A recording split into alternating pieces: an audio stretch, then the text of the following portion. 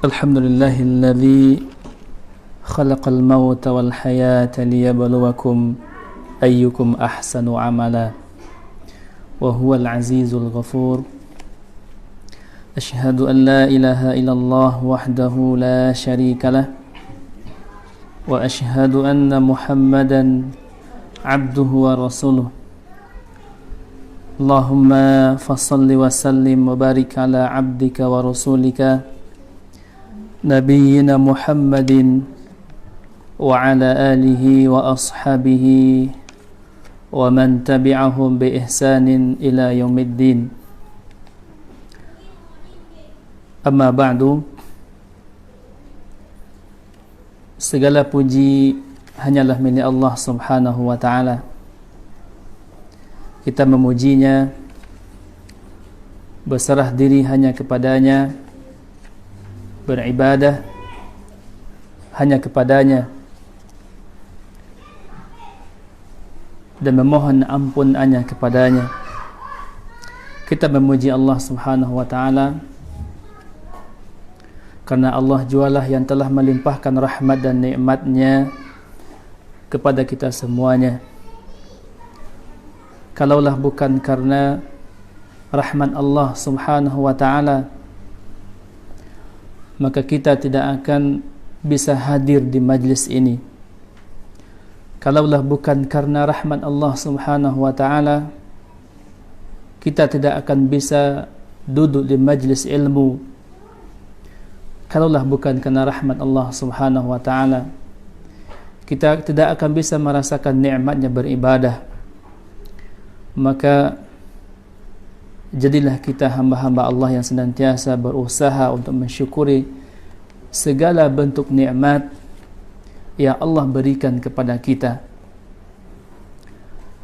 Dan jadilah kita hamba-hamba Allah yang senantiasa mempergunakan nikmat apapun yang Allah berikan kepada kita.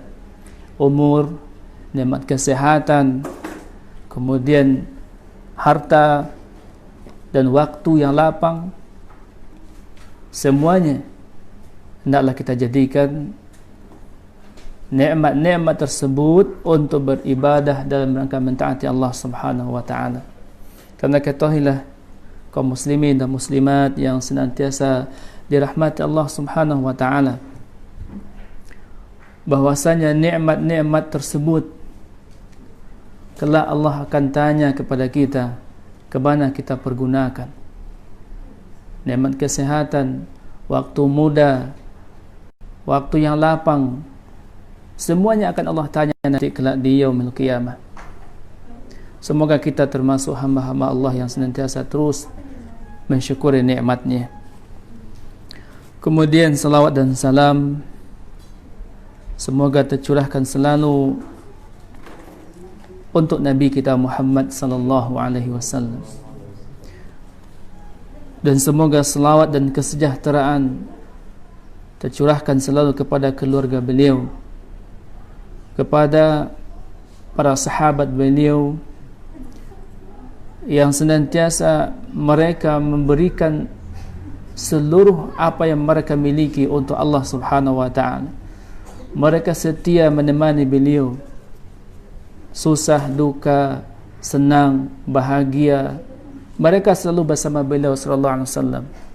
Para sahabat beliau adalah orang-orang pilihan dari sekian dan seluruh banyak manusia di saat itu. Maka Allah hadirkan para sahabat, orang-orang yang mendampingi beliau.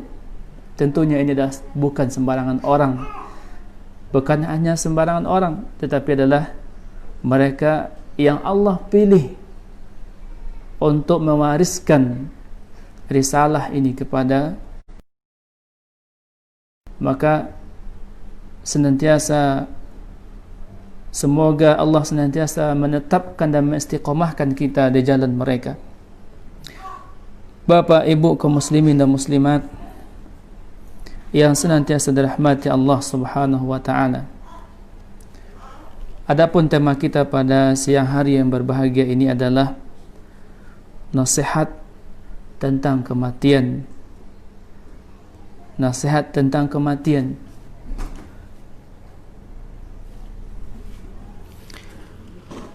Ketahuilah ya ibadallah,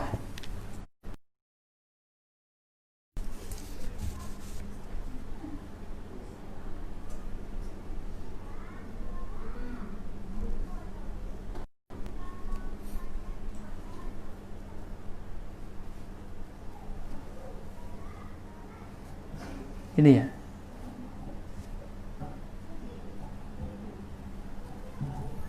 Baik, terima kasih.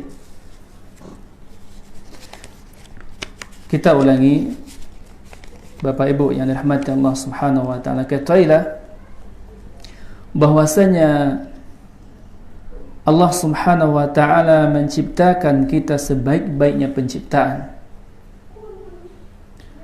Sebaik-baiknya penciptaan.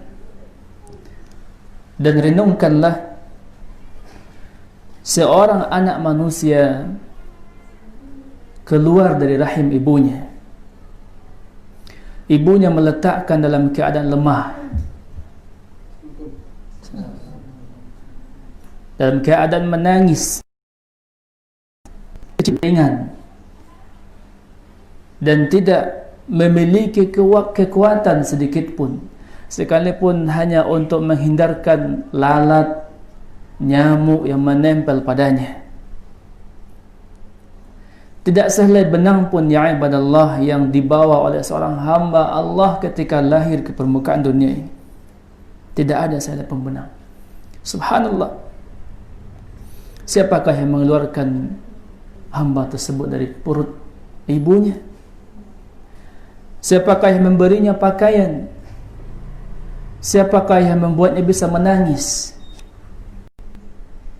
Siapakah yang menjadikan penglihatannya bisa melihat? Dan siapakah yang menjadikan pendengarannya bisa mendengar? Siapakah yang menjadikan lisannya bisa merasakan manis, pahit, dan yang selainnya? Siapakah yang menjadikan jantungnya berdenyut? Siapa yang menguatkan tulang belulangnya? Siapakah yang menguatkan dirinya sehingga dia bisa berjalan? Ya ibadallah, siapakah yang menunjukkannya kepada jalan kebenaran? Siapakah yang menjamin rezekinya? Maka semua pertanyaan-pertanyaan itu tidak ada jawabannya kecuali yang memberikan semuanya adalah Allah Subhanahu wa ta'ala, penguasa alam semesta ini. Siapakah yang menunjukkan hatinya untuk menjemput hidayah? Siapakah yang melunakkan hatinya untuk mendengar nasihat? Dialah Allah Rabbul Alamin. Dialah Allah yang maha mulia. Dialah Allah yang maha pengasih, maha santun, maha suci Allah. Dialah Allah pencipta yang paling sempurna. Manusia, kita diciptakan oleh Allah Subhanahu wa ta'ala ya ibadallah, hanya satu tujuan Allah. Untuk satu tujuan yang agung ini Allah hadirkan kita ke dunia ini. Untuk apa ya ibadallah? Untuk mengagungkan Allah Subhanahu wa ta'ala, membesarkan Allah Subhanahu wa ta'ala. Kita bukanlah hamba bagi syahwat kita. Kita bukanlah hamba untuk diri kita sendiri. Kita bukanlah hamba dunia. Kita bukanlah hamba harta. Kita bukanlah hamba jabatan. Tetapi kita adalah hamba Allah Subhanahu wa ta'ala. Kita hadir oleh hamba Allah untuk menunaikan satu perkara yang sangat agung. Allah Subhanahu wa ta'ala mengatakan, "Wa ma khalaqtul jinna wal insa illa liya'budun." Inilah tujuan kita hadir ke dunia ini. Dilahirkan oleh Allah Subhanahu wa ta'ala kita dari rahim ibu kita. bukan untuk perkara-perkara yang lain, tetapi untuk menyembah, mentauhidkan Allah Subhanahu wa ta'ala. Maka oleh sebab itu, ya ibadallah, hendaklah kita mewujudkan nilai-nilai ini, di mana perjalanan kita di dunia ini, yang pada akhirnya kita tetap beristiqamah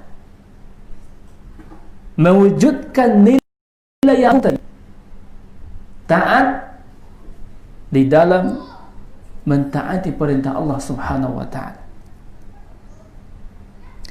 Kaum muslimin dan muslimat yang dirahmati Allah Subhanahu wa ta'ala, dan Allah Subhanahu wa ta'ala ketika menyuruh kita untuk beribadah kepadanya, Allah Subhanahu wa ta'ala tidak membiarkan kita begitu saja. Ketika Allah katakan illa liya'budun, kecuali untuk beribadah kepadaku, Allah utus para rasulnya. Allah Subhanahu wa ta'ala turunkan kitab-kitabnya, dan kitab penutup dari kitab-kitab sebelumnya adalah Al-Quranul Karim, kitab yang sempurna. Allah turunkan para rasulnya, para nabinya, dan nabi yang terakhir adalah Rasulullah sallallahu alaihi wasallam. Allah jelaskan cara-cara beribadah kepadanya, bagaimana cara ibadah yang dicintai oleh Allah dijelaskan kepada Rasulnya. Allah turunkan kitab Al-Quranul Karim sebagai petunjuk. Allah datangkan kepada kita nabinya menjelaskan Al-Quranul Karim, sehingga tidak ada lagi hujah bagi kita untuk menolak di hadapan Allah Subhanahu wa ta'ala kelak. Allah Subhanahu wa ta'ala mengatakan rusulan mubashirina wa mundhirina li'alla yakuna lin-nas 'ala Allahi hujjatun ba'da ar-rusul wa kana Allahu 'azizan hakima. Kami telah utus, kata Allah Subhanahu wa ta'ala, para rasul, pembawa berita gembira, pemberi peringatan. Telah Allah hadirkan kepada kita, ya ibadallah, Rasul yang menyampaikan kabar gembira.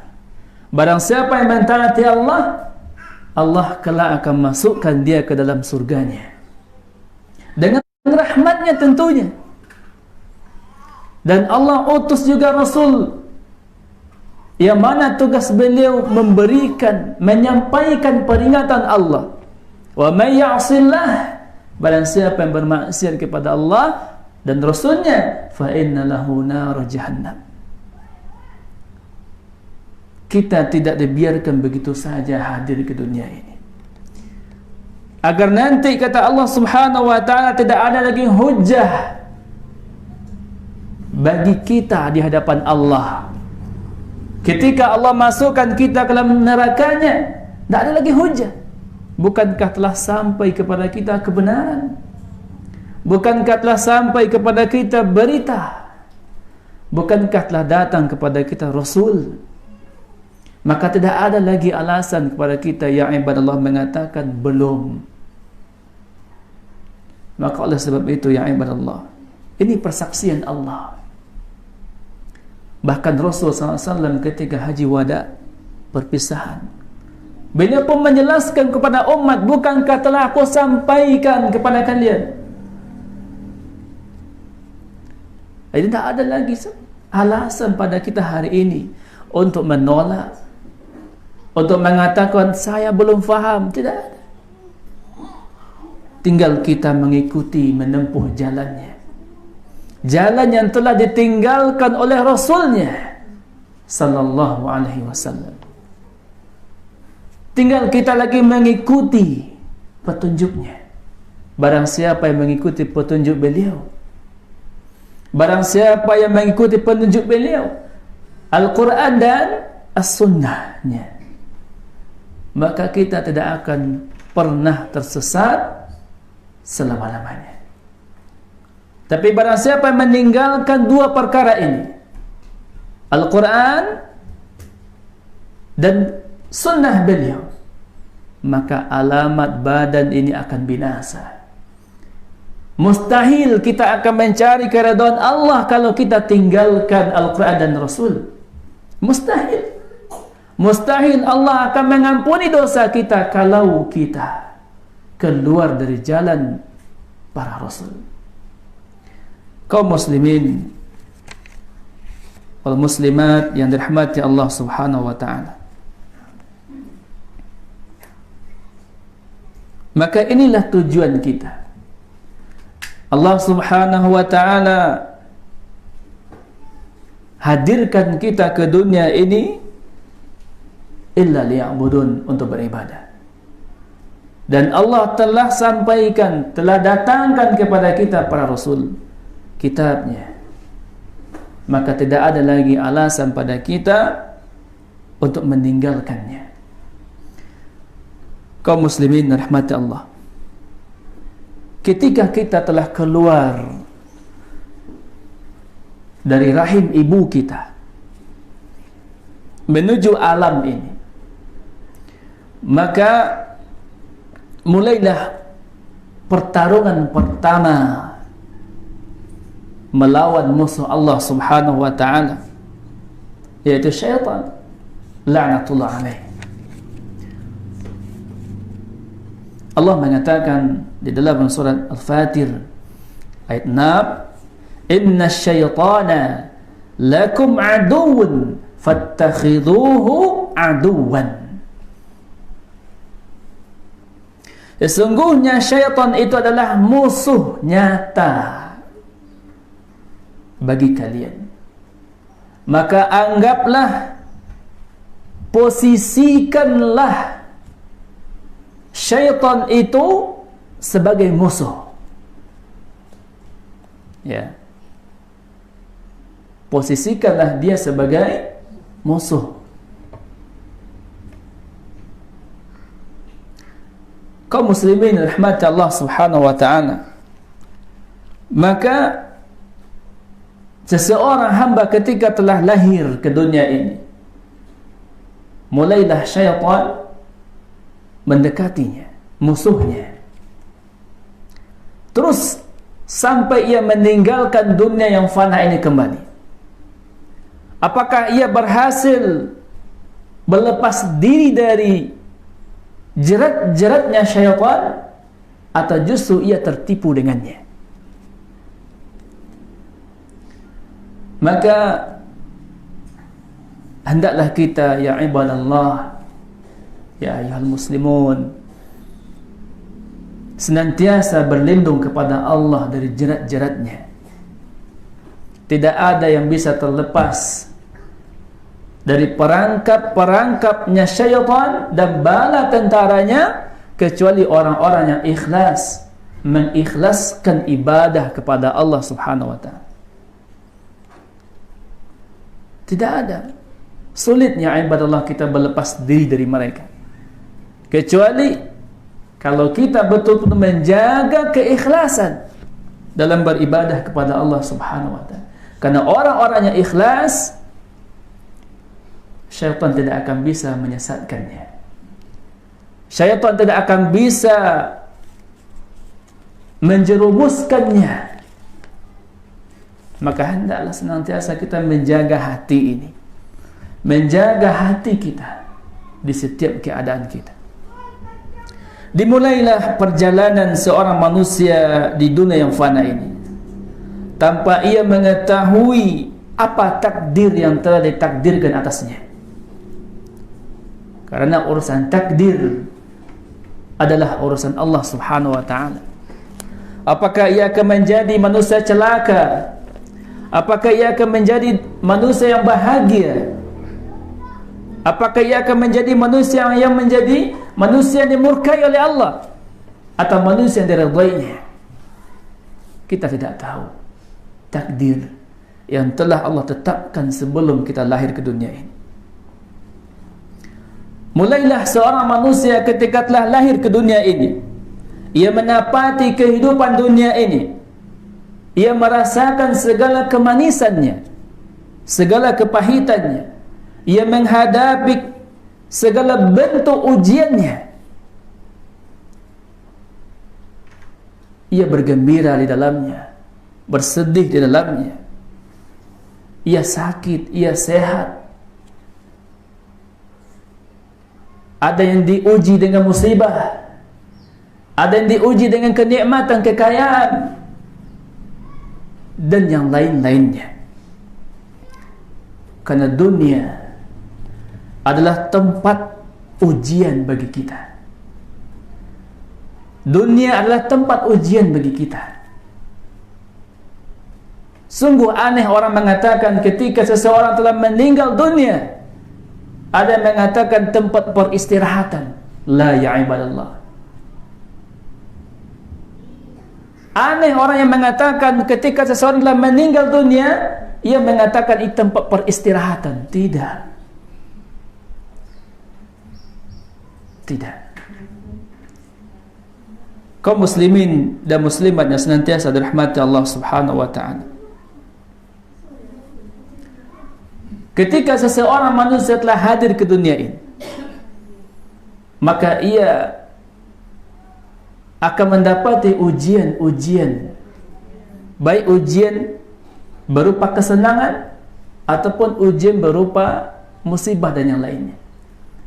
Allah mengatakan liyabluwakum ayyukum ahsanu amala. Dari sekian banyak ujian yang dihadapi oleh seseorang, liyabluwakum ayyukum ahsanu amala. Siapa di antara kalian yang paling baik amalnya? Ada orang diuji dengan musibah, ada orang diuji dengan penyakit terus menerus. Ada orang diuji dengan keluarga yang tidak taat, anak-anak yang durhaka. Ada orang diuji dengan kemiskinan, dan ada pula orang yang diuji dengan kekayaan yang melimpah ruah. Liyabluwakum ayyukum ahsanu amala. Siapa di antara kalian yang paling baik amalnya? Maka semuanya ya ibadallah itulah ujian. Ujian. Orang kaya diuji dengan kekayaannya. Orang berilmu diuji dengan ilmunya. Orang fakir diuji dengan kefakirannya. Orang senang pun demikian, orang sakit pun demikian.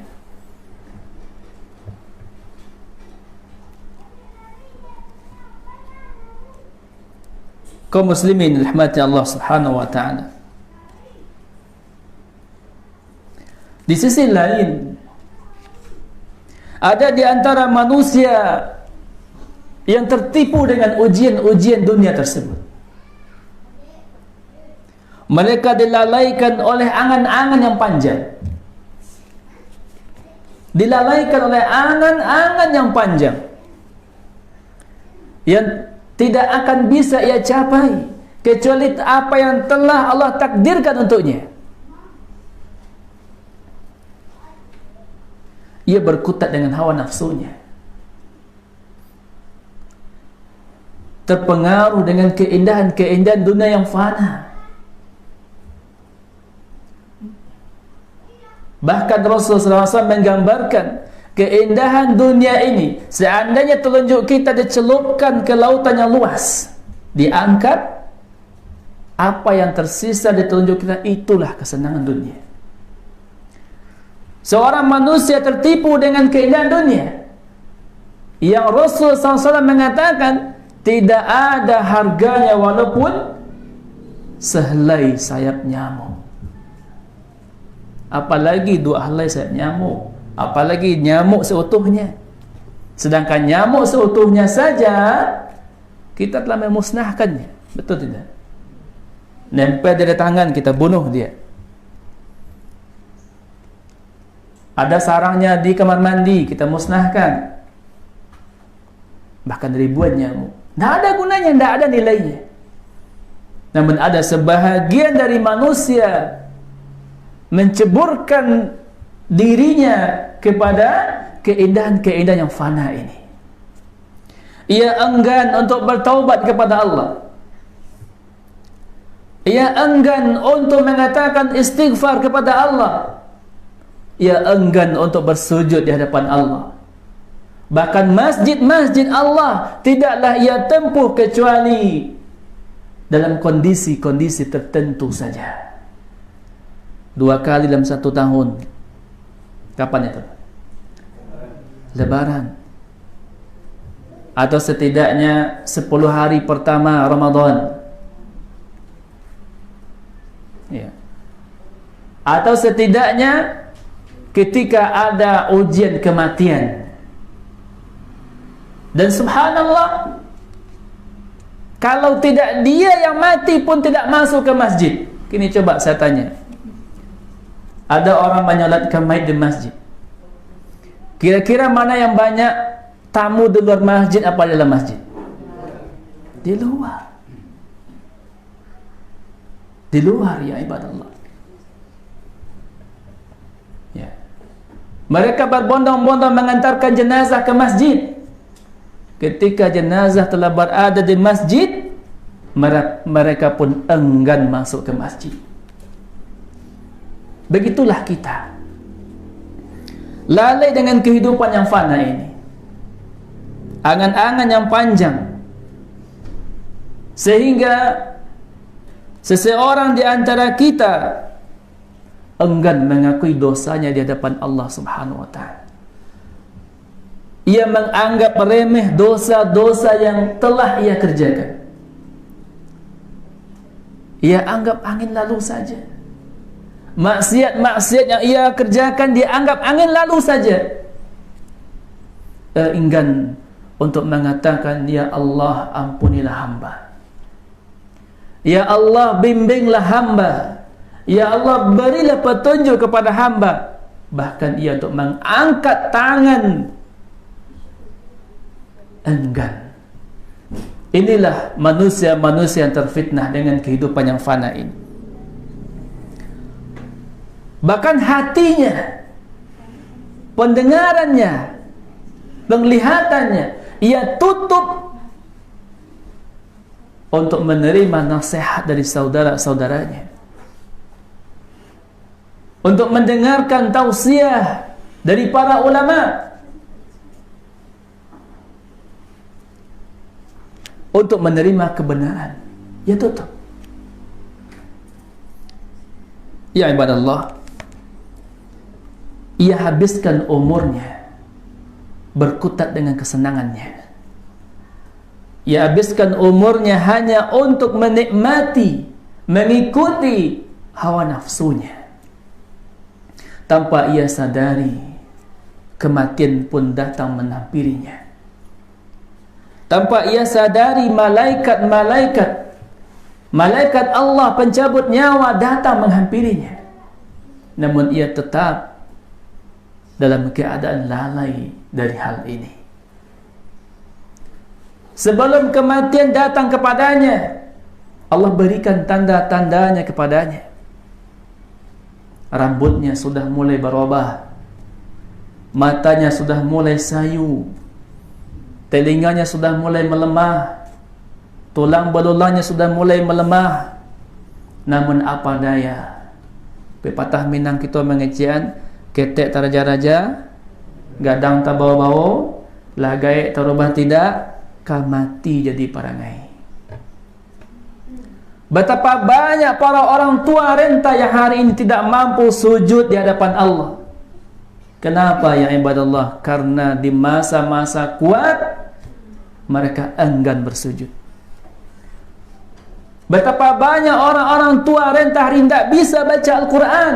Kenapa? Karena ketika usia masih kuat, usia masih muda, darah masih kuat, fikiran masih kuat, tapi tidak dipergunakan untuk mempelajari agama Allah. Sungguh malang ketika di usia muda, ketika di usia siang hari, namun diri ini diletihkan oleh keinginan nafsu dan syahwatnya. Sungguh malang jiwa seseorang yang sudah tua renta ketika ditanya masalah Al-Quran, membaca Al-Quran, masalah solat, dia pun tidak tahu mau dibawa kemana lagi hidup ini. Kaum muslimin dan muslimat yang dirahmati Allah subhanahu wa ta'ala, di dalam kelalaian tersebut datanglah malaikat menjemputnya. Malaikat yang tak pernah pamit dengan kedatangannya, malaikat yang tidak pernah mengundur urusannya, malaikat yang tidak pernah memilih siapapun orangnya, malaikat Allah subhanahu wa ta'ala yang tidak pernah ada pada wajahnya rasa kasihan, malaikat Allah subhanahu wa ta'ala yang senantiasa mencabut dengan keras. Bahkan Rasul mengatakan sesungguhnya sakaratul maut itu memiliki kesakitan. Sekarat itu memiliki rasa sakit. Siapa orang yang paling mulia di dunia ini? Coba. Nabi Muhammad SAW. Ketika beliau mendekati sakaratul maut, beliau mengatakan pencabutan nyawa itu sangat menyakitkan. Perhatikan kedua betisnya sudah mulai mendingin. Setiap sambungan tulang belulangnya sudah mulai kaku. Ia tidak mampu lagi mengelakkan. Bahkan untuk meminta kepada Allah, balikkan aku ke dunia, tidak mampu. Matanya yang sudah kosong, walaupun kelihatan melihat, tapi tidak mampu melihat apapun yang ada di sekitarnya. Yang ada padanya adalah suara yang keluar turun naik turun di tenggorokannya, sedang merasakan bagaimana sakitnya sakaratul maut.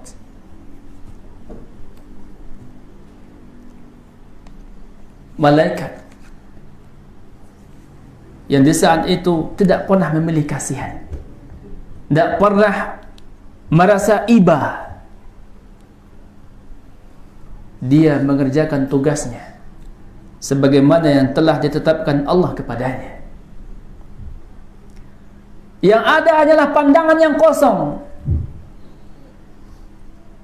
Allah mengatakan laqad kunta fi ghaflatin min hadha, sesungguhnya kamu berada dalam kelalaian dalam masalah ini, masalah sakaratul maut. Lalai. Dan itulah kita, lalai dari hal ini. Di usia yang masih muda, mungkin kita masih berkeyakinan bahwa saya masih lama lagi hidup. Usia yang tua pun demikian, masih berasa kita masih lama hidup, walaupun sudah ada tanda-tandanya. Lalai kita. Allah mengatakan laqad kunta fi ghaflatin min hadha fakashafna 'anka ghita'aka fabasaruka al-yawma hadid. Engkau lalai hal ini, kami singkapkan pembatas yang membatasi pandanganmu sehingga matamu terbelalak pada saat itu. Di saat sakaratul maut, seseorang mulai tersingkap padanya hal-hal yang gaib. Seseorang mulai tersingkap kepadanya hal-hal yang selama ini tidak pernah dilihat. Itulah pencabutan nyawa. tergantung usahanya sebelum datang pencabutan nyawa tersebut. Apakah ia sudah berlatih sebelumnya dari ketaatan atau tidak? Adakala seseorang kita lihat ketika pencabutan nyawanya meraung-raung, meronta-ronta, kehausan, kepanasan, beratnya kita saksikan. Ada sebahagian dari manusia kita lihat tenang, namun tetap menyakitkan. Tetap menyakitkan. Karena tidak ada yang lebih ramah pencabutan nyawa kecuali kepada seorang yang mulia di dunia ini, Nabi Muhammad SAW. Namun tetap menyakitkan. Tetap menyakitkan. Apalagi seseorang yang tidak pernah mentaati Allah sebelum-sebelumnya. Ada yang terbayang begitu. Setiap potongan tulang belulang, ruas-ruas tubuh kita merasakan sakratul maut. Iya. Kita mungkin masih bisa menahan jika ada pisau melukai tangan kita. Sakitnya kita masih bisa menahan. Kita mungkin masih bisa menahan kalau ada tangan kita digergaji oleh orang. Namun sakitnya sakratul maut, bayangkan di saat tangan kita luka, ruh masih ada di seluruh badan kita. Nah, sekarang ruh itu yang akan dicabut dari tubuh kita. Satu helai rambut yang ada di badan kita akan merasakan. Setiap kulit, darah merasakan pedihnya sakratul maut. Ketika masa-masa di saat itu, manusia meminta kembali ke dunia. Manusia minta dikembalikan ke dunia walaupun sesaat saja. Allah Subhanahu wa taala mengatakan, hatta idza jaa ahadahumul maut qala rabbirji'un. Demikianlah keadaan orang-orang yang kafir ketika apabila datang kematian kepadanya, qala rabbirji'un, ya Allah kembalikan aku ke dunia. Mungkin kita sudah mengaku taat, tapi orang-orang ketika menghadapi sakratul maut, taatkah dia? Tidak taatkah dia? Minta kembali ke dunia. Untuk apa ya ibadah Allah? Untuk beribadah. Orang yang mungkin masih kurang ingin kembali ke dunia untuk nambah ibadah. Tidak cukup perbekalan. Panjangnya masa yang akan ditempuh sampai finishnya di mana? Di surga Allah. Panjangnya masa yang kita tidak tahu sampai kapan. Sedangkan mengumpulkan tabungan hanya di dunia sementara ini saja. Sebentar saja. Mungkin nih bapak kita yang sudah ubanan, mungkin masih teringat usia-usia 11 tahunan, 12 tahunan, rasanya baru kemarin. Mungkin masih ingat beliau digendong sama orang tuanya. Ya. Yang sudah uban, apalagi kita. Baru rasanya kemarin kita kecil-kecil. Tapi sekarang sudah jenggotan. Ya. Sudah jadi bapak-bapak orang. Sebentar dunia ini. Mungkin kita kurang tabungan. Minta kepada Allah, ya Allah kembalikan aku ke dunia. Untuk menambah tabungan. Lalu bagaimana nasibnya orang yang terfitnah dengan kehidupan dunia ini? Apa yang akan dikatakan kepada Allah?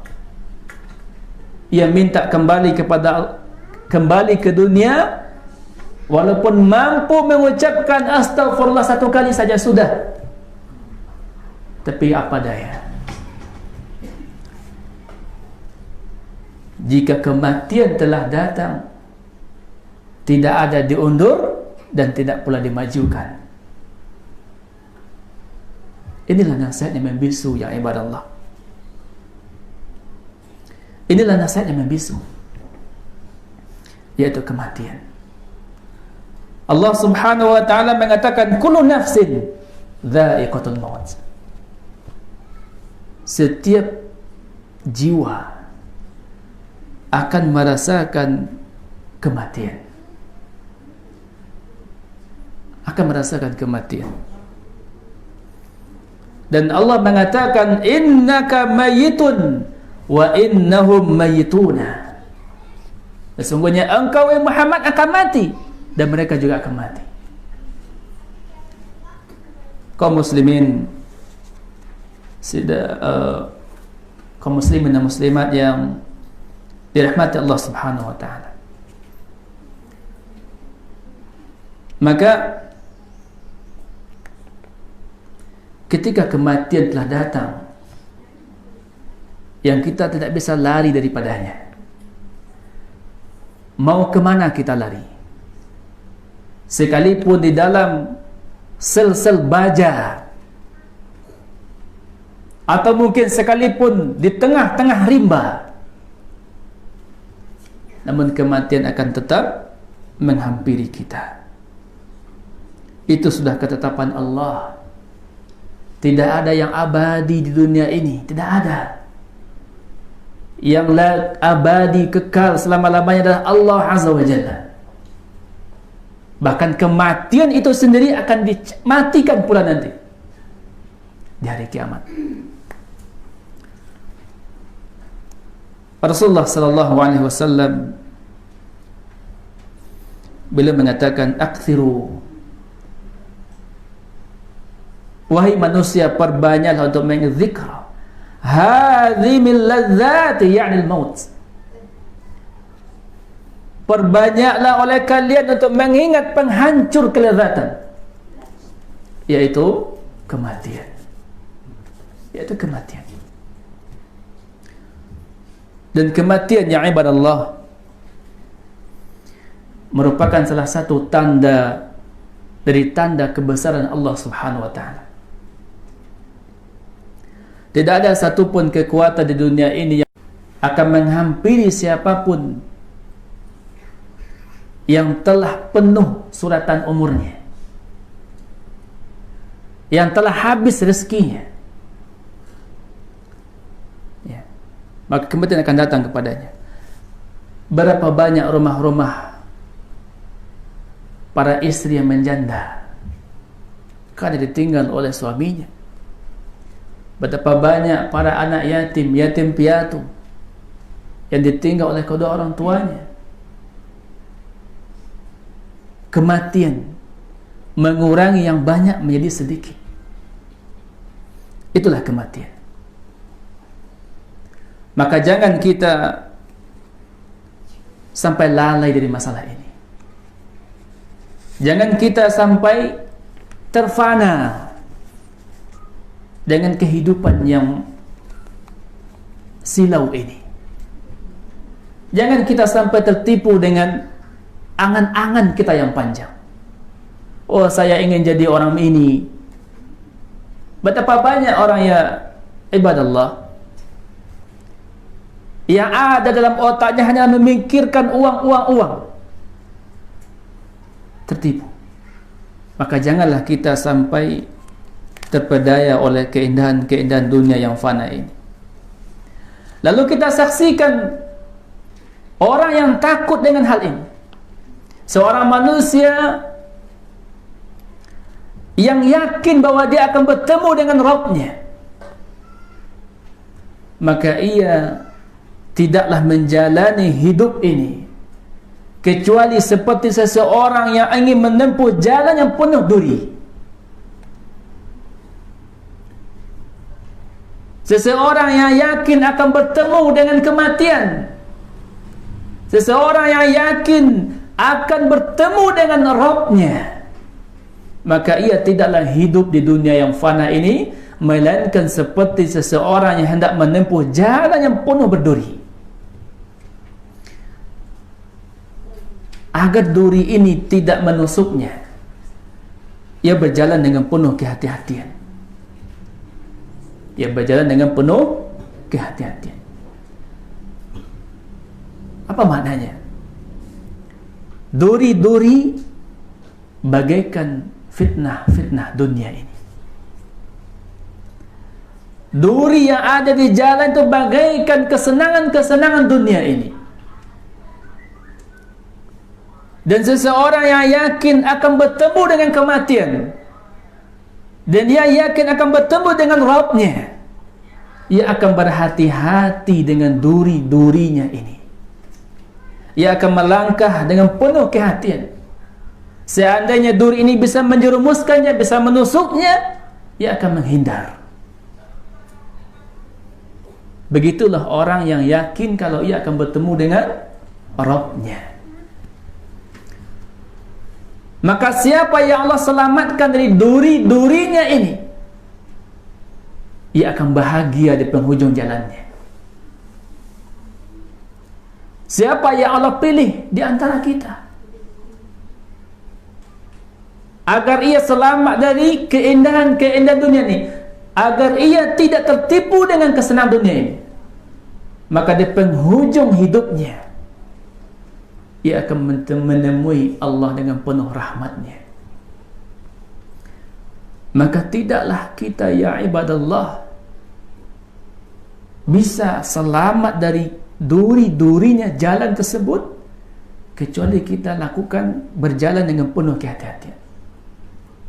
Tidaklah kita akan selamat dari fitnah-fitnah dunia ini kecuali kita belajar, pelajari, ilmui. Ketika ini hati kita secondong begini, cepat tarik hati kita.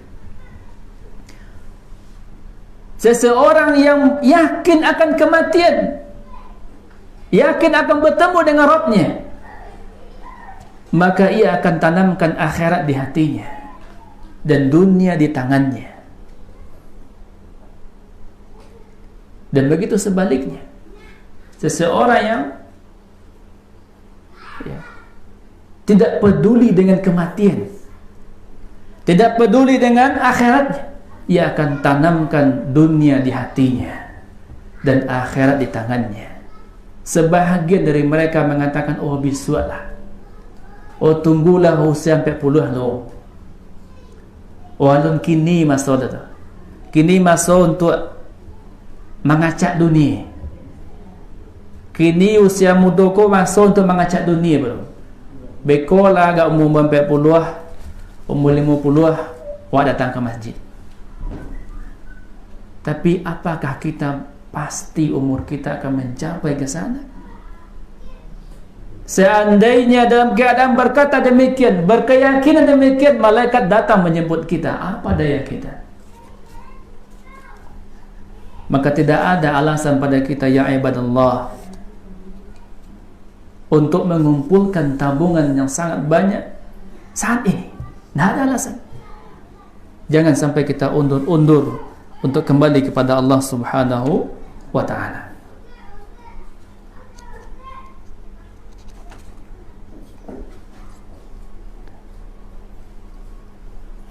Kaum muslimin dan muslimat yang sedang senantiasa dirahmati Allah Subhanahu wa ta'ala, kematian sebagaimana yang disampaikan oleh para ulama kita, yang mereka menyampaikan kepada kita dengan penuh keikhlasan. Mereka mengatakan kematian adalah minuman yang rasanya pahit sekali. Kematian sangat pedih. Setiap jiwa sangat takut kepadanya. Bahkan seorang sahabat Rasul sallallahu alaihi wasallam, ketika ia sedang dihadapi dengan sakratul maut, kemudian anaknya berkata kepadanya, wahai ayahanda, gambarkanlah kepadaku bagaimana rupa kematian itu. Kemudian ayahnya mengatakan, Wahai anakku, kematian sangat besar untuk digambarkan sifat-sifatnya. Namun baiklah, aku akan bayangkan kepadamu, aku akan gambarkan kepadamu. Apa kata beliau? Seolah-olah diriku akan memasuki lubang jarum yang kecil. Bayangkan, beliau mengatakan seolah-olah diriku akan masuk ke lubang jarum yang kecil, dan seolah-olah gunung-gunung digantungkan di leherku. Tak bisa kita membayangkan apa, bagaimana pedihnya. Kemudian beliau mengatakan,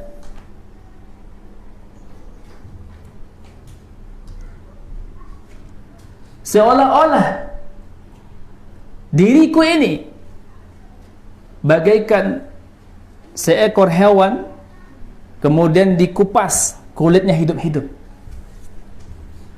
Baras tu Pak. Lebih bisa Pak merasakan. Anda tak lebih bisa merasakan misalnya. Ya. Tapi begitulah pedihnya kematian yang setiap kita akan merasakannya. Maka apa nasihat Rasul sallallahu alaihi wasallam di sini? Beliau mengatakan, man kana akhiru kalamihi la ilaha illallah dakhala jannah. Barang siapa yang akhir perkataannya di dunia ini, yaitu ketika kematian, kalimat la ilaha illallah, dakhala jannah, dia masuk surga. Namun apakah semudah itu? Tidak. Tidak. Orang fajir, sefajir-fajirnya manusia hari ini, kalau dia diperintahkan untuk mengatakan coba ucapkan la ilaha illallah, dia mudah mengatakan. Namun seketika di sakaratul maut, tidak demikian ya ibadah. Tidak demikian. Seseorang akan dimudahkan oleh Allah mengucapkannya sesuai dengan kadar ketaatannya, sesuai dengan kadar ketaatannya. Apakah ia menjaga hak kalimat ini?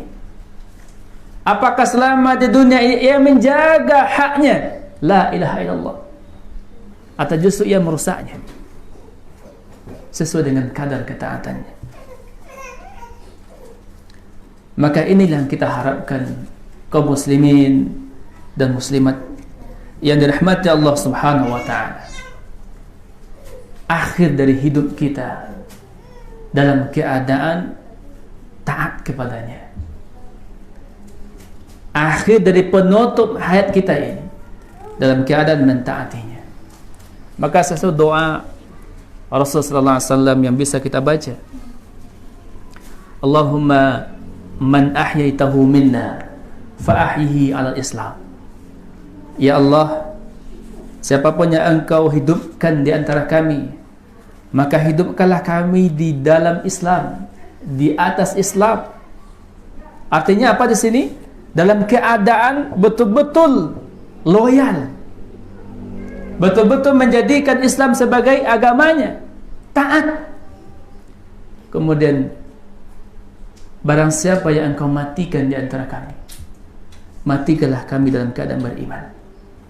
Allahumma man ahyaitahu minna fa ahyi al Islam, wa man tawaffaitahu minna fa tawaffahu al iman. Matikanlah dalam keadaan beriman. Maka hendak kita meminta kepada Allah, minta agar Allah matikan kita di atas ketaatan kepadanya, dan kita berlindung kepada Allah dari kematian yang sesat, kematian yang di saat itu kita sedang bermaksiat kepadanya.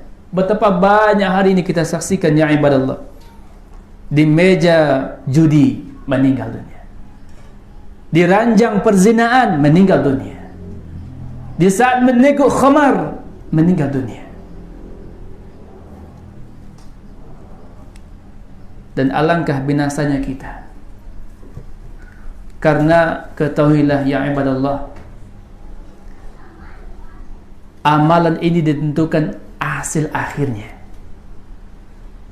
Amalan kita ditentukan di hasil akhirnya, bukan di awal tapi di akhir. Itulah penentu kita. Kaum muslimin dan muslimat rahmati Allah Subhanahu wa taala. Allah Subhanahu wa taala mengatakan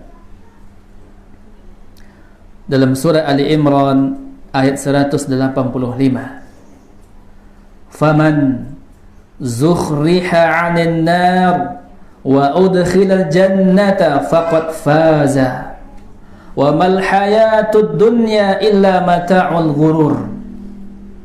Maka barang siapa dijauhkan dari neraka dan dimasukkan ke dalam surga, sungguh ia telah beruntung. Ini hasil akhir kita.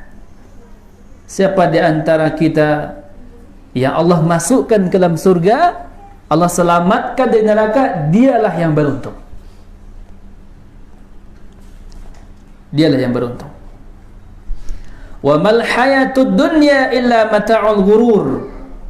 Dan kehidupan dunia ini, kata Allah Subhanahu wa taala, tidak lain hanyalah kesenangan yang memperdaya. Kesenangan sesaat. Contohnya apa? Makan misalnya. Urusan perut. Ya. Sampai kapan batas nikmatnya makan tersebut? Ini ada makannya. Di atas piringnya itu ada nasi, ada lauk pauk, ya, daging, dan jenis makanan yang istimewa. Sampai kapankah kita menikmati makanan ini? Sampai kenyang. Kalaulah ini sudah penuh, sudah kenyang kita, apakah masih ingin kita makannya? Tidak. Ya, tidak. Atau kita memiliki rumah yang besar, mungkin kita katakan mungkin lantai 3, lantai 4, ya. Yang mana yang kita nikmati coba? Hah? Yang mananya yang kita nikmati? Yang kita duduki, yang kita tiduri, itu yang kita nikmati. Ada punya itu punya orang, tidak punya kita, ya kan? Kita memiliki kendaraan yang banyak, motor, mobil. Yang mana yang kita nikmati? Yang kita kendarai. Selebihnya bukan milik kita. Kita memiliki ratusan pakaian. Yang mana yang kita nikmati? Yang kita pakai. Sedikit. Maka tidak ada yang perlu kita banggakan dengan kekayaan kita. Tidak ada, Bapak. Tidak ada. Oh, kita mengatakan di rekening saya memiliki ratusan miliar, tapi yang kita pakai ya mah, yang kita pelanjut, balik minum, balik makan sepiring, itu kan yang di luar itu punya orang, tidak punya uang. Kita mengatakan sawah kita bertumpak-tumpak di sini, di sini, di sini, tapi yang punya kita yang mana? Ya, begitu. Ini caranya agar kita tidak ada rasa kesombongan dan kecintaan yang berlebih pada harta kita. Allah mengatakan tadi, wa mal hayatud dunya illa mata'ul ghurur. Tidaklah kehidupan dunia ini melainkan kesenangan yang memperdaya. Kaum muslimin dan muslimat yang dirahmati Allah Subhanahu wa taala. Kemudian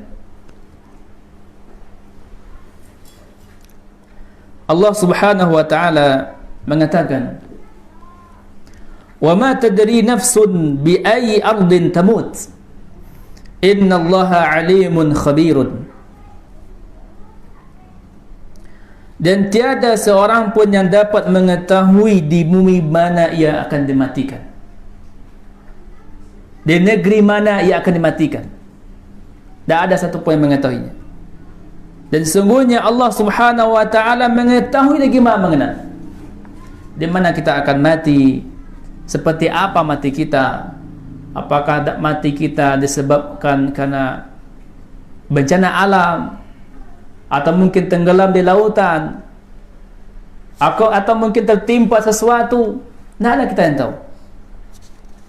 Kemudian Rasulullah SAW mengatakan, jika Allah mengkehendaki mencabut ruh seseorang hamba di sebuah negeri, nescaya dia menjadikan orang itu ada urusan ke sana.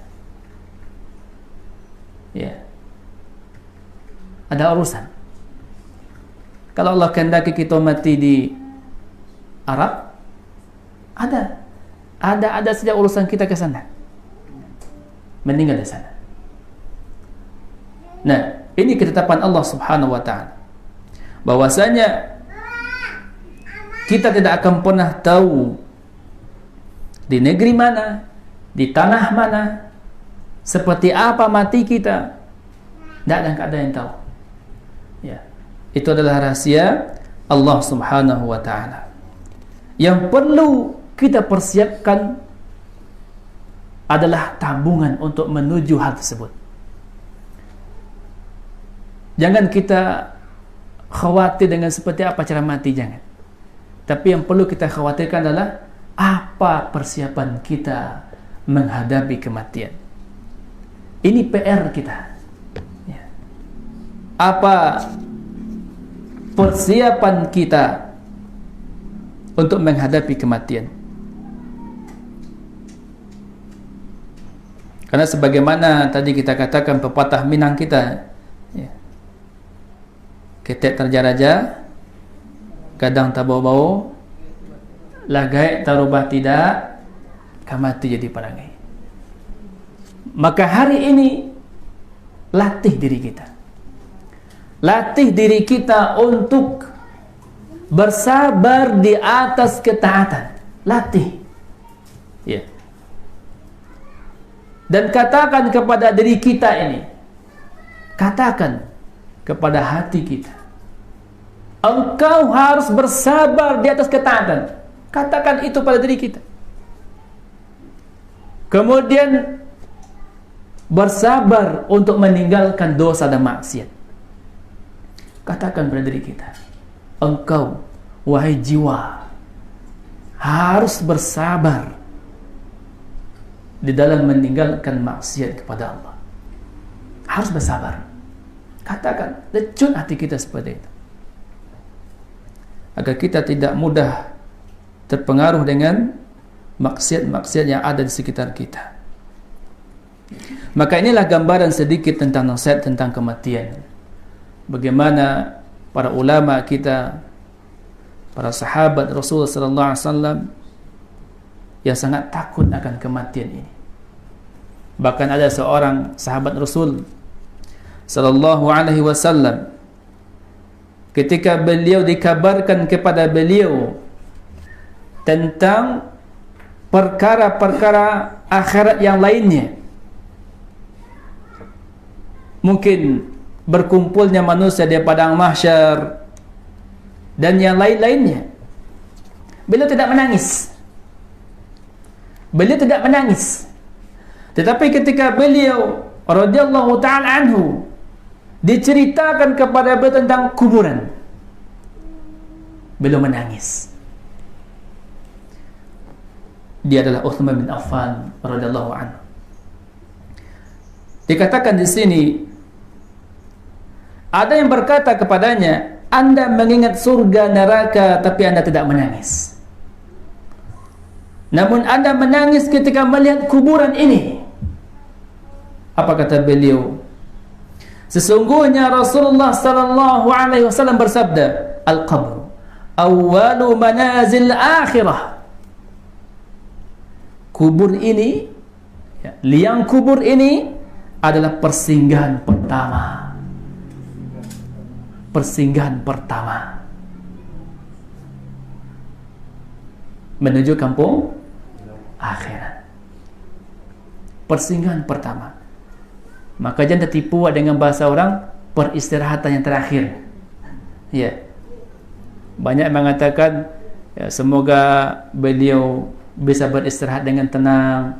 Ya. Bukan. Persinggahan pertama. Siapa yang mengatakannya? Rasul sallallahu alaihi wasallam. Al-qabru awwalu manazil akhirah. Kemudian Rasul mengatakan fa in yanju minhu fama ba'dahu aisar minhu. Barang siapa yang selamat darinya, selamat dari kubur, maka ia akan menghadapi urusan-urusan berikutnya dengan mudah. Wa illam yanju minhu fama ba'dahu ashaddu minhu. Dan barang siapa yang tidak selamat dari persinggahan pertama ini,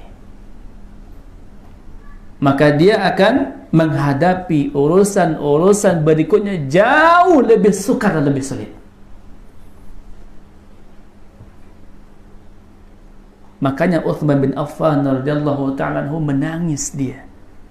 Nah, kita perhatikan hari ini Bapak, kaum muslimin dan muslimat, adakah kita mengambil pelajaran ketika kita mengantarkan jenazah saudara kita,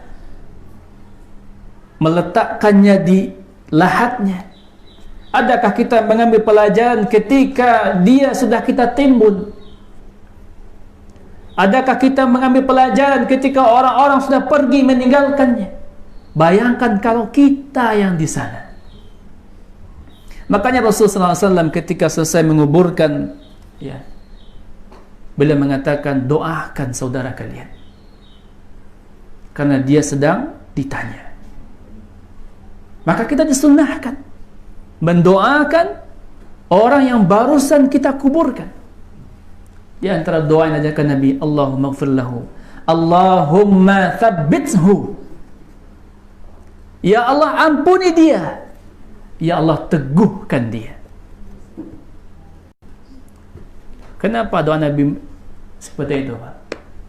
Karena sebentar lagi dia akan ditanya. Sebentar lagi dia akan ditanya. Maka siapa di antara kita yang selamat dari ujian di tempat pertama ini, atau bahkan sebaliknya kita mendapatkan nikmat-nikmat di tempat pertama ini, maka kehidupan berikutnya, proses-proses berikutnya, kita akan menghadapinya dengan mudah dan gamblang. Tapi barang siapa yang tersiksa di tempat pertama ini, yaitu kuburan, dia merasakan salah satu siksaan dari sekian banyak siksaan dalam neraka, maka perjalanan berikutnya jauh akan lebih sulit baginya.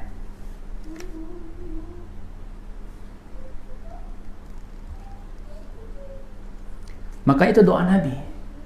Ya, ketika selesai kita menguburkan mayit, Allahumma ighfir lahu, Allahumma tsabbithu. Doakan. Ya, jangan pai sawa.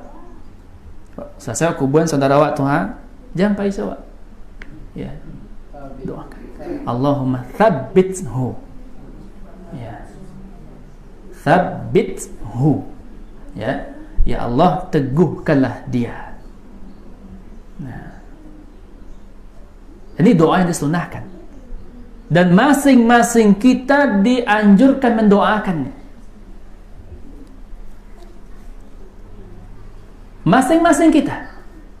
Subhanallah, beberapa hari yang lalu kita mengurus jenazah di kampung tetangga kita. Kita ajarkan kepada kaum muslimin yang hadir di pemakaman tersebut, ikuti saya. Maksudnya saya ajarkan, kemudian diikuti. Allahumma ighfir lahu, Allahumma tsabbit. Mudah doanya. Setelah itu kita perintahkan, kita ajak mereka mendoakan. Hening sejenak, selesai. Mereka mendoakan. Ini yang disunahkan. Ya, ini disunahkan. Apa doanya tadi? Allahumma ighfir lahu, Allahumma tsabbithu. Ketika kita baru selesai menguburkan saudara kita, ya, kaum muslimin wal muslimat rahimani wa rahimakumullah. Maka kita lihat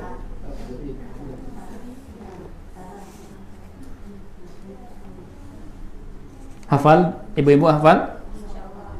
Pakai tha ya. Ibu yang sudah belajar tahsin dia tahu tuh tha. Bagaimana bacanya? Tha. Allahumma ighfir lahu, Allahumma tsabbithu. Ya. Allahumma ighfir lahu, Allahumma tsabbithu.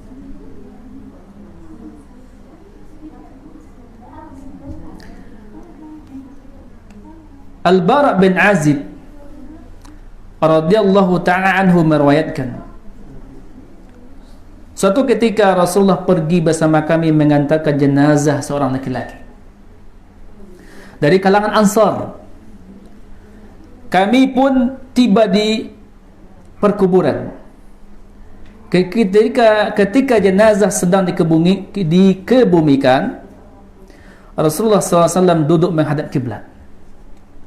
Dan kami pun duduk di sekeliling beliau, seolah-olah kepala kami dihinggapi burung saking tenangnya, ya.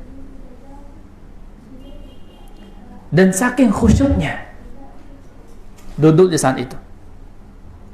Beliau sallallahu alaihi wasallam mengais-ngais tanah, ya, dengan tongkat kayu yang ada di tangan beliau. Lalu beliau menengadahkan pandangan beliau ke langit, lalu menundukkannya lagi. Beliau melakukannya 3 kali.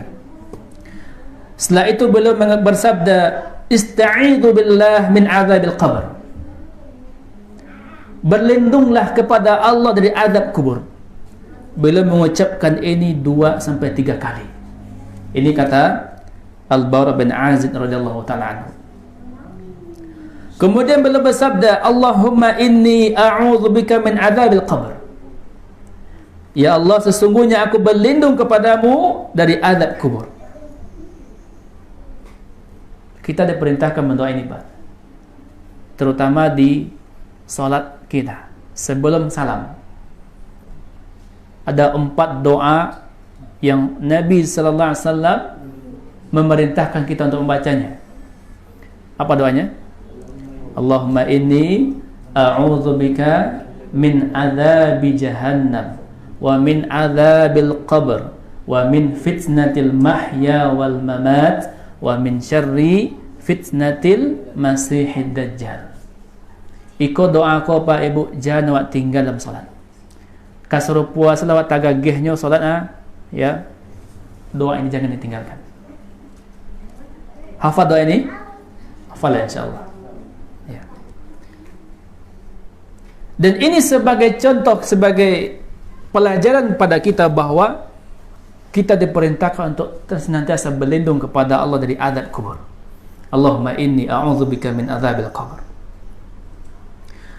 Lalu beliau sallallahu alaihi wasallam melanjutkan, beliau bersabda di saat itu, sesungguhnya apabila seorang hamba mukmin akan berpisah meninggalkan alam dunia ini dan berangkat menuju alam akhirat, turunlah kepadanya malaikat-malaikat dari langit berwajah putih berseri. Raut wajah mereka bagaikan matahari. Mereka membawa kain kafan dan ramuan wewangian dari surga, lalu duduk di dekatnya. Ini siapa yang menceritakan? Nabi SAW. Ya. Berapa banyaknya? Beliau mengatakan banyaknya sejauh mata memandang. Kemudian datanglah malaikat maut, lalu duduk di dekat kepalanya. Kemudian ia berkata, wahai jiwa yang tenang. Wahai jiwa yang baik, keluarlah kalian menuju ampunan dan keridhaan Allah Subhanahu wa ta'ala. Maka mengalirlah seperti ini. Kita buka ini, dituangkan, mengalir. Ya. Dan tetap dia merasakan sakit, Bang. Ya. Maka mengalirlah ruh itu dari badannya seperti aliran air dalam bejana. Sehingga apabila ruh itu keluar dari jasadnya, bersolawatlah atasnya seluruh malaikat yang ada di antara langit dan bumi. Dan seluruh malaikat yang ada di langit juga bersolawat kepadanya. Dibukakanlah pintu-pintu langit untuknya. Setiap malaikat penjaga langit, ya, meminta kepada malaikat pembawa tadi agar dimasukkan ke pintu melaluinya. Begitu indahnya kalau seorang mukmin yang meninggal. Kemudian diceritakan, ketika ruh itu telah keluar dari jasadnya, malaikat yang banyak tadi tidak membiarkan sekejap pun ruh itu di tangan malaikat pencabut nyawa. Diambil, lalu dikasih kafan, kain yang tadi dibawa dari surga, yang tentunya dibubuhi wewangian, dikasih wewangian, ya. Lalu mereka mengangkat, membawanya ke atas langit. Ketika tiba di langit pertama, mereka, para malaikat di sana mencium aroma harumnya. Ditanya, siapa ini? Dikatakan oleh mereka yang membawa tadi, ini Fulan bin Fulan. Disebutkan namanya, nama yang paling indah yang pernah disandangnya ketika di dunia. Namun apa yang dapat sandang, itu akan dibaca, disebutkan nanti. Ini Fulan bin Fulan. Ya, dibuka pintu langit. Begitu seterusnya sampai ke langit yang terakhir. Nah, di saat itulah ketika sampai di langit yang terakhir,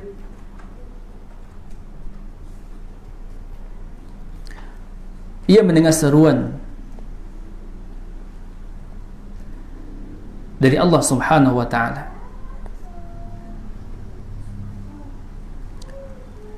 Tuliskan kitab catatan amal hambaku ini di Illiyin, satu tempat yang disediakan untuk orang-orang soleh. Dan setelah itu, kembalikan hambaku ini ke bumi, sebab aku telah menjanjikan kepadanya bahwa daripadanya lah aku menciptakan mereka, kepadanya lah aku akan mengembalikan mereka, dan darinya lah aku akan bangkitkan mereka. Lalu dikembalikan ruh itu ke tubuhnya, diantar lagi oleh malaikat sampai ke tubuhnya. Nah, ketika tiba di tubuhnya ruh yang telah dibawa tadi,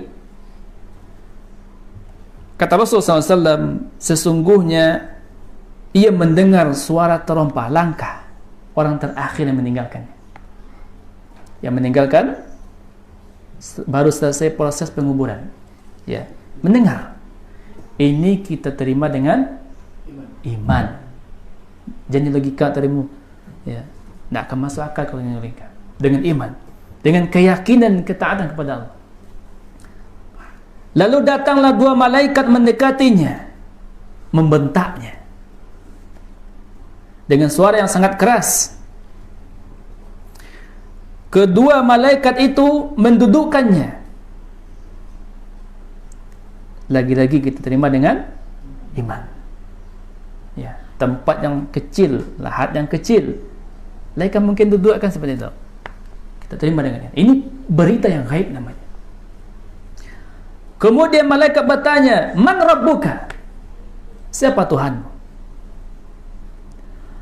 "Man dinuka?" Ma dinuka, apa agamamu?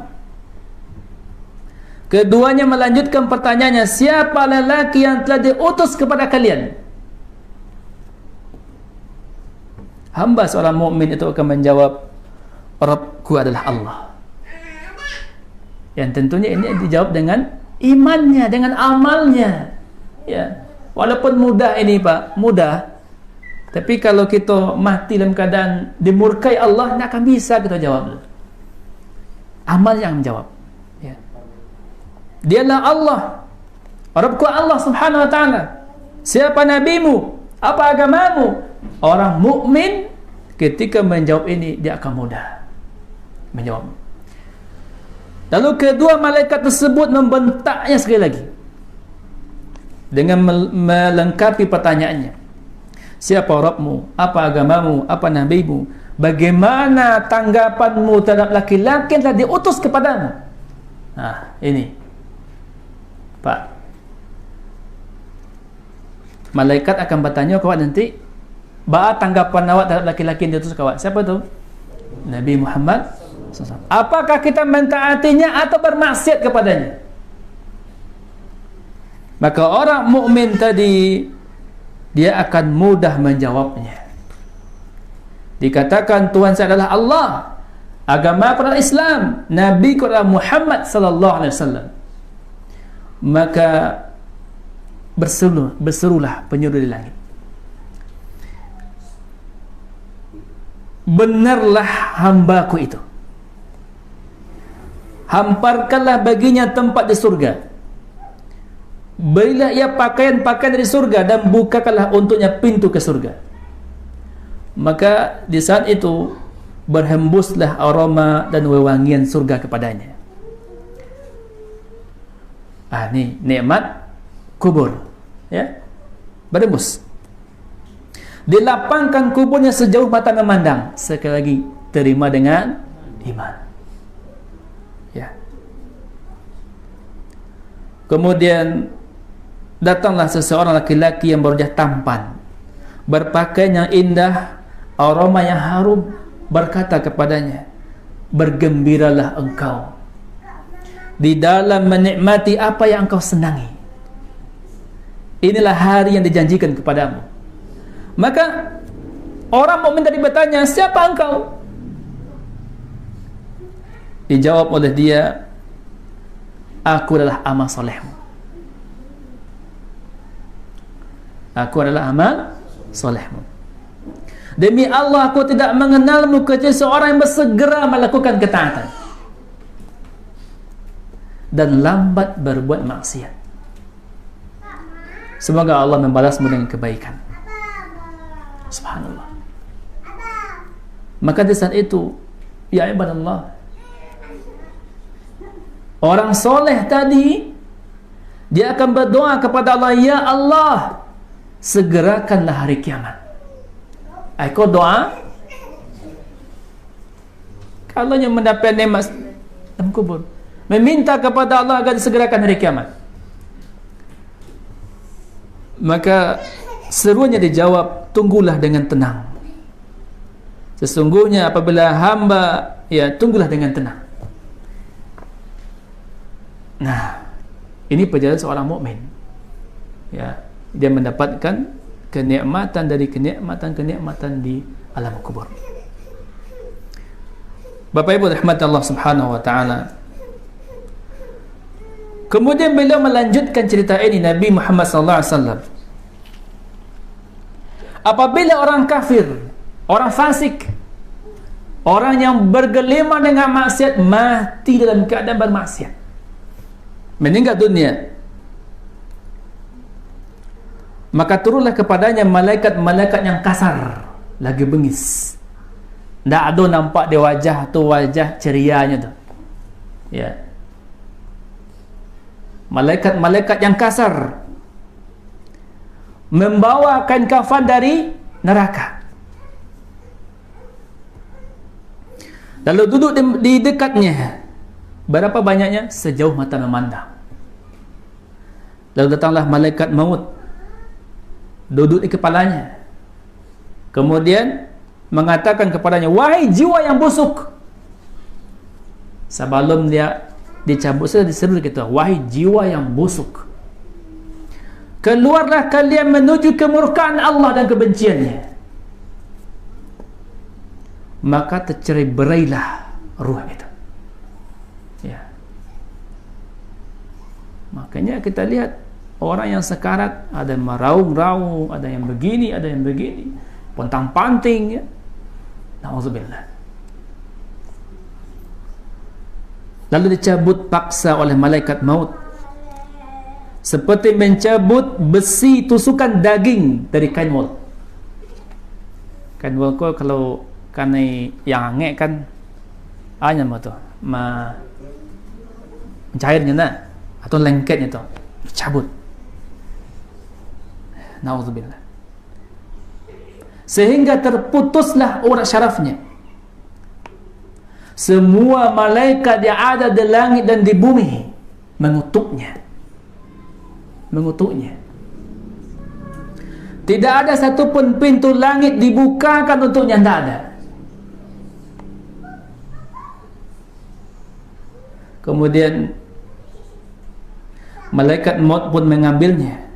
Begitu malaikat maut mengambilnya, malaikat-malaikat yang berwajah hitam tadi langsung membungkusnya dengan kain yang sangat busuk yang berasal dari neraka. Menyebar baunya.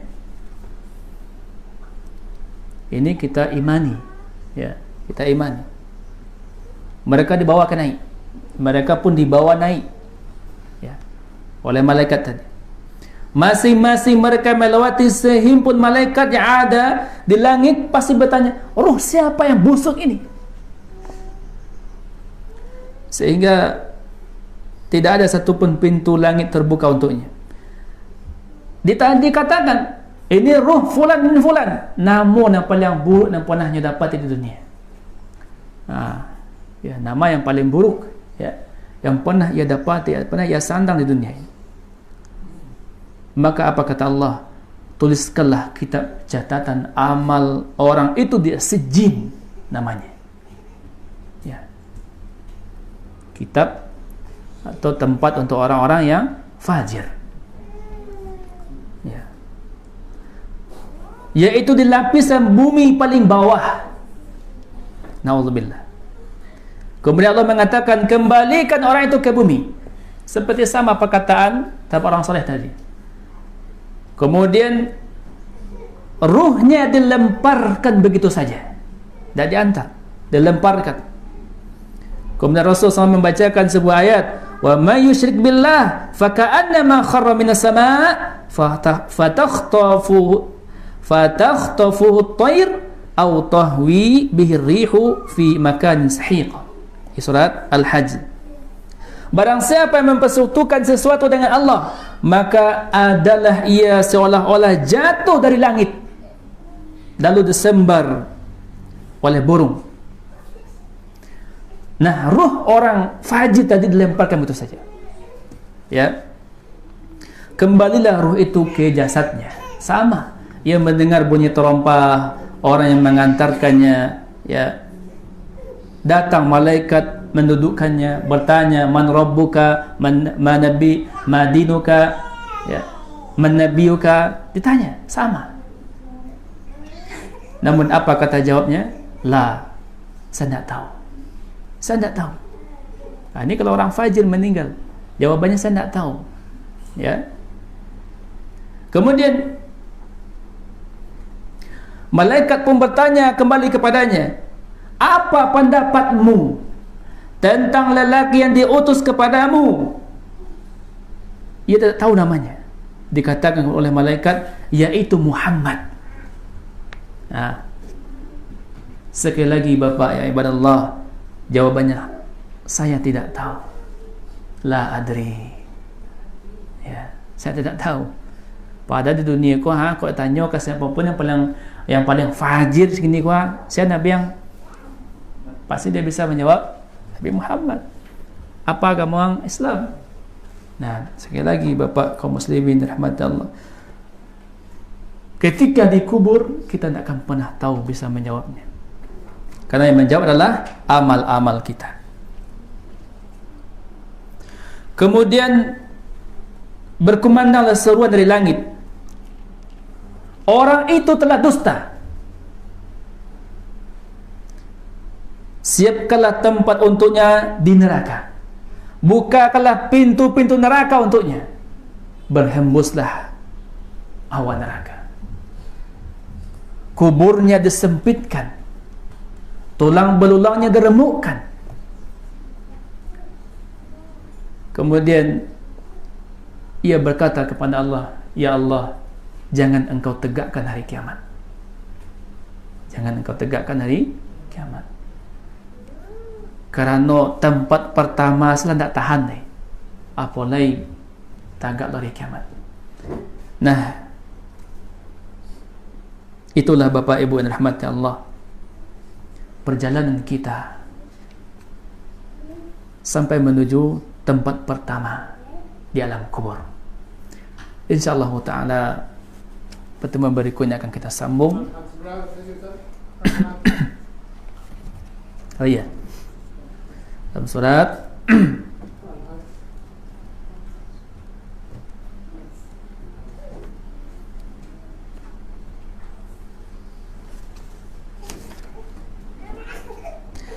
Al-Hajj ayat 31.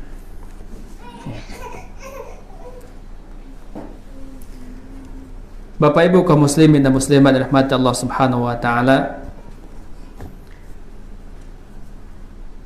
sekali lagi ini adalah nasihat yang bisu. Nasihat yang bisu yang mari kita nasihati hati kita dengannya. Ketika kita menyaksikan saudara kita dimandikan, dikafani, disolatkan, dan bahkan dikuburkan, maka jadikanlah proses-proses tersebut sebagai pelajaran untuk kita. Perbanyaklah kita mengingat kematian, lunakkanlah hati kita yang keras dengan memperbanyak mengingat kematian. Semoga Allah Subhanahu wa taala memudahkan kita untuk menuju kematian tersebut, dan semoga Allah Subhanahu wa taala memberikan keistiqomahan ke dalam hati kita sehingga kita menuju akhir hayat kita dalam keadaan mentaati Allah Subhanahu wa taala. Barakallahu li wa lakum, subhanakallahumma wa bihamdika, asyhadu an la ilaha illa anta, astaghfiruka wa atubu ilaik. Wassalamualaikum warahmatullahi wabarakatuh.